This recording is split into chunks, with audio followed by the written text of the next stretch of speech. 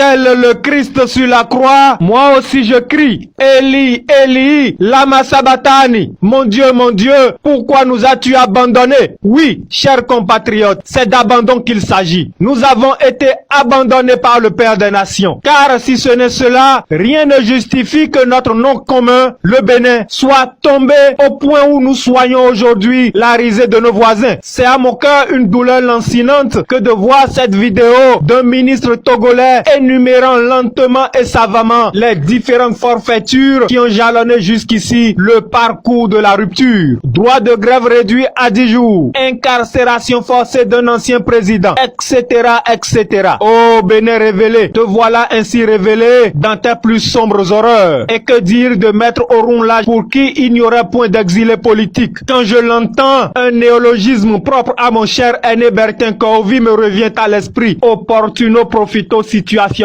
Cette expression savamment construite désigne les politicards du ventre qui mangent à tous les râteliers après s'être vendus aux plus offrants. Vous m'aurez reconnu, c'est Rumvi votre frère, éternel témoin de cette époque maudite où nos voix se taisent quand l'inacceptable se produit. 10 octobre au domicile du patriarche Soglo, Rumvi exige que la fermeté fasse loi. Oui, compatriotes, devant la dictature, il n'y a d'autre posture que la fermeté. Et comme l'exige l'éloquence latine, réaffirmons sans embâche ce qui suit. Contra principia negantem non est disputandum. Ce qui en français veut dire inutile de discuter lorsqu'on ne s'accorde pas sur les principes. Quel est donc, me diront certains, ce principe sacro-saint sans lequel aucun dialogue national ne saurait se tenir? Eh bien, je vais vous le dire. Aliquis non debet esse judex in propria causa. Nul ne peut être juge dans sa propre cause. Que ceux qui ne sont pas familiers du latin me pardonnent, mais il était important de montrer à ceux qui s'opposent au peuple qu'ils ne sont pas les inventeurs du bon sens. Il ressort donc de ce principe que Talon Patrice n'est pas qualifié pour présider aux destinées d'un dialogue national, quel que soit le titre qu'on lui accorde. Et c'est justement le bon sens qui exige que si dialogue il doit y avoir, cela se fasse sur la base du respect des principes démocratiques,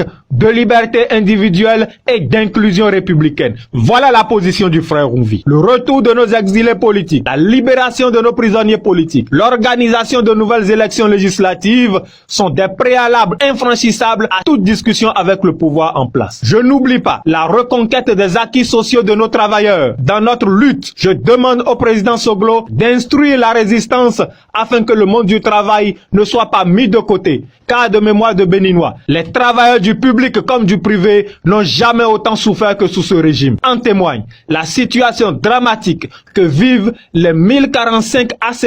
Promotion 2014 du ministère de l'Agriculture et de la Pêche. Pourquoi jusqu'ici n'ont-ils point été rétablis dans leur travail malgré les assurances à eux données par un contrat de travail durement signé? J'y reviendrai dans de prochaines éditions. Comme je reviendrai inlassablement sur ces 300 et quelques agents du ministère de l'économie et des finances dont on refuse de respecter le statut de fonctionnaire et qu'on ballotte aux 4 vents sans raison et sans explication rationnelle. Travailleurs, travailleuses, unissez-vous à la résistance, sinon de Caraïbes vous tomberez en Scylla. Les enseignants vacataires devenus aujourd'hui de vulgaires aspirants apprennent enfin à leurs propres dépens que nous luttons pour une même cause. Parents d'élèves, si le spectacle de nos enfants, entassés parfois par centaines dans des salles de classe exiguës ou minuscules, devant un instituteur complètement dépassé malgré toute sa bonne volonté, si ce spectacle vous afflige autant qu'il m'afflige, alors unissez vos voix à celle de la résistance afin que l'école béninoise redevienne le premier prestige de la nation, au lieu de cette boucherie institutionnalisée où l'on sacrifie les générations à venir. Enfin, qu'il me soit permis d'envoyer ce message aux régisseurs de nos prisons. Il y a parmi vos détenus des citoyens illustres qui, pour se retrouver derrière les barreaux, n'ont eu d'autre tort que d'aimer ce pays et de vouloir pour lui un dessein de liberté et de concorde nationale. Alors pourquoi les martyrisez-vous? De quel droit les faites-vous souffrir? Alors même qu'ils sont le peuple et donc votre souverain maître. À la libération, nous vous réclamerons chacun des cheveux sur leur tête. Et sachez-le, un peuple ne juge pas comme un tribunal. Non, un peuple ne prononce pas de sentence. Il fait descendre la foudre. Béninoises et Béninois, c'était votre frère Rumvi. Je vous demande de rester très attentif à la situation de notre frère Bertin Kaovi. À vendredi, plaise à Dieu.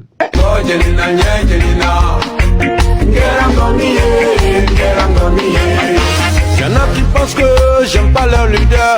Ils ont raison, je préfère le peuple. Et d'autres pensent que je suis arrogant. Ils ont raison, le peuple est mon roi. Hey, Ngo Jelina, Nya Jelina.